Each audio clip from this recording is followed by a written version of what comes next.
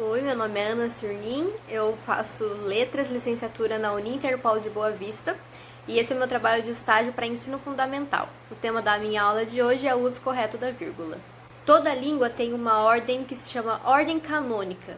Essa ordem é a sequência em que os elementos essenciais de uma frase aparecem quando a gente fala ou quando a gente escreve.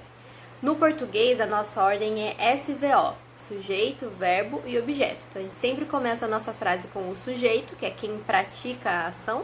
Depois vem o verbo, o que aquela pessoa fez. E depois o objeto. E depois disso a gente coloca os complementos. Então, a primeira dica sobre o uso da vírgula que eu vou colocar aqui nesse vídeo é: nunca se separa esses três elementos numa frase se eles estiverem aparecendo na ordem canônica. Maria ouviu uma música ontem. Maria é o sujeito, ouviu é o verbo, uma música é o objeto. Eu não posso separar esses três elementos pela vírgula, nem colocar depois de Maria e nem colocar depois de ouviu. Mas é muito fácil achar o sujeito de uma frase quando é o nome de uma pessoa ou quando é uma palavra só. Mas às vezes o sujeito de uma frase é muito grande. Então você lê a frase, se ficou em dúvida em quem é o sujeito, encontra o verbo e pergunta para o verbo quem.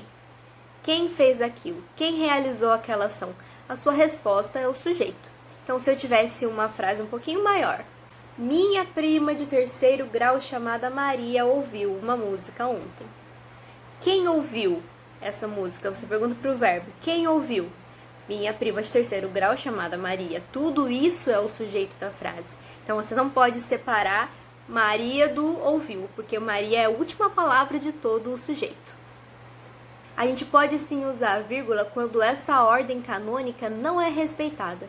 Então, se eu coloco ontem, que é um adjunto adverbial, que está lá no final da minha frase, como um advérbio de tempo, se eu começo a minha frase com ele, aí ele bagunçou toda a ordem canônica, eu preciso separar ele por vírgula. Então, eu falo ontem, vírgula, Maria ouviu uma música linda.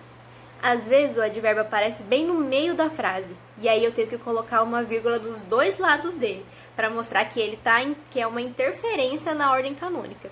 Então, Maria ouviu ontem, entre vírgulas, uma música linda. Se você souber aplicar essa regra na sua escrita, com certeza isso vai te ajudar na hora de decidir se você vai ou não usar a vírgula. Espero que tenha ajudado.